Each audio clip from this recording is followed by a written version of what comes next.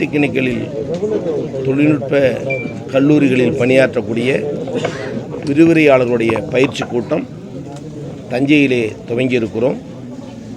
ஏற்கனவே சென்னை பல்கலைக்கழகத்தில் பல்கலைக்கழக அளவிலான கல்லூரிகள் அளவிலான பேராசிரியர்களுடைய கூட்டத்தை நடத்தி முடித்து இன்றைக்கு தொழில்நுட்ப கல்லூரி பாலிடெக்னிக்கலுடைய விரிவுரையாளர் கூட்டத்தை நடத்தி கொண்டிருக்கிறோம். இந்த நிகழ்ச்சியில் மாவட்ட ஆட்சித்தலைவர், தமிழ்நாடு உயர்கல்வி மன்றத்தினுடைய துணைத் தலைவர்,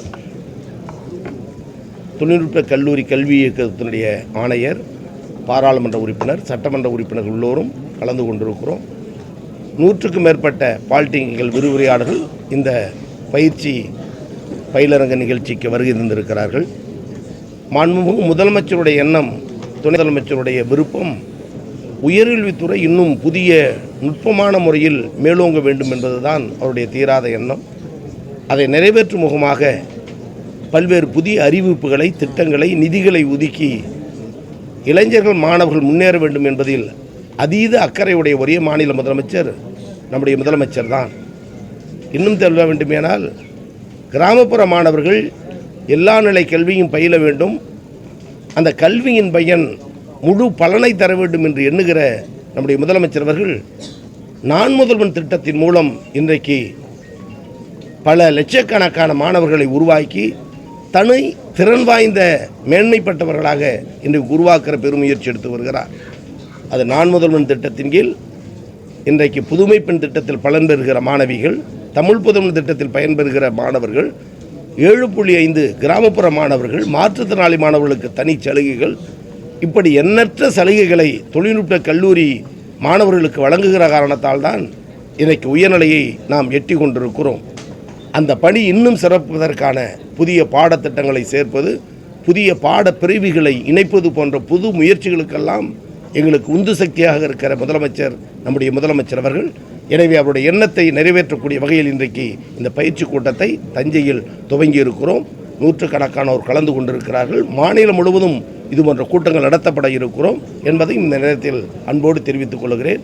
முதலமைச்சருடைய விருப்பம் இந்தியாவில் முதல் மாநிலம் உயர்கல்வியில் தமிழ்நாடு என்பதையும் மீறி ஆசியா கண்ட அளவில், உலக அளவில் முதல் நாடாக, முதல் மாநிலமாக தமிழகம் விளங்க வேண்டும் என்ற அந்த எண்ணத்தை வெற்றிகரமாக செய்து முடிக்க வேண்டும் என்பதுதான் உயர்கல்வித்துறையினுடைய நோக்கமாக, இலக்காக கொண்டு நாங்கள் செயலாற்றி கொண்டிருக்கிறோம் என்பதையும் பெருமையோடு இந்த நேரத்தில் நான் தெரிவித்துக் கொள்கிறேன். 4 ஆண்டுகளில் எவ்வளோ உயர்கல்வியில் அதிகமான மாணவர்கள் சேர்ந்திருக்காங்க?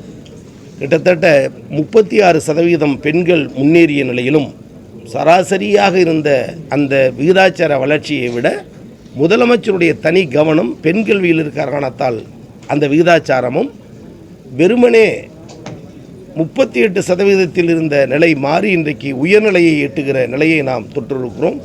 மூத்த சட்டமன்ற உறுப்பினர் சொன்னதை போல் அகில இந்திய அளவில் உயர்கல்வி 28% தான். அது 50 அடைய வேண்டும் 2030 என்பது ஒன்றிய அரசின் இலக்கு. ஆனால் இன்றைக்கே 48% தொட்டிருக்கிற மாநிலம் நம்முடைய தமிழ்நாடு. எனவே 48, 30, 50 என்பதல்ல, 100க்கு 100 விழுக்காடு மாணவர்கள் தனித்தேர்மை வாய்ந்தவர்களாக இருக்க வேண்டும் என்பதுதான் நம்முடைய முதலமைச்சருடைய ஈராத எண்ணம். அதைவிட திறன் மேம்பாடு என்ற ஒரு ஒற்றை சொல் இன்றைக்கு இந்தியாவில் எந்த மாநிலத்தில் அதிகம் பேசப்படுகிறது என்று சொன்னால் அது தமிழ்நாடு தான். அதற்கு என்ன பொருள் என்று சொன்னால், கல்லூரியில் சேர்ந்தோம், படித்தோம், பட்டம் பெற்றோம், பட்டயம் பெற்றோம், வெளியேறணும் என்று இருக்கக்கூடாது முதலமைச்சருடைய எண்ணம். அவன் படிக்கும் பொழுதே திறன் பெற்றவனாக இருக்க வேண்டும். அவன் திறன் பெற்று முழுமையாக வெளியேறி சுயதொழிலோ அரசு வேலையோ எந்த வகையிலும் தன்னையும் தன் குடும்பத்தையும் நாட்டையும் காப்பாற்ற வேண்டும். அதற்கான பயிற்றுகளை, அதற்கான பயிற்சியை, அதற்கான கல்வி முறையை உருவாக்க வேண்டும் உயர்கல்வி என்ற காரணத்தால் தான் தனி அக்கறையோடு மிகுந்த கவனமாக இந்த உயர்கல்வியை ஒரு மேம்பட செய்கிறார். அதற்கு ஆலோசனைகள் அவ்வப்போது வழங்குகிறார். எனவே அந்த தனித்திறன் மேம்பாட்டு துறையிலும் தமிழ்நாடு முதலிடத்தில் முந்துகிற காரியத்தை செய்து கொண்டிருக்கிறது. அந்த இலக்கையும் நாங்கள் எட்டுவோம்.